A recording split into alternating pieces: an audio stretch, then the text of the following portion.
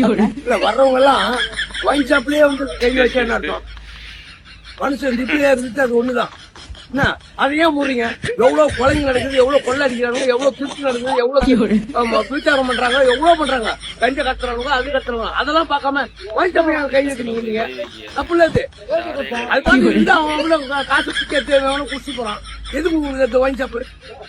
Wine shop என்ன பண்ணிட்டு அதை நீங்க சம்பாதிக்கவில்லையா? நீங்க எடுக்கவில்லையா காசை? தப்பு தான் அது.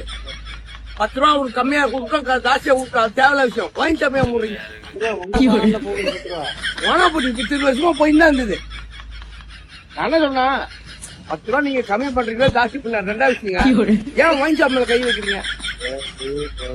படிக்கிற பிள்ளைங்க ஸ்கூல் பக்கத்துல ஸ்கூல் இருந்தா அங்க இருக்கு.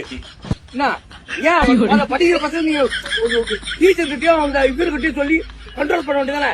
அவங்க ஏன் ஒயின் ஷாப் போறாங்க? படிக்கிற பசங்க சொல்லுங்க.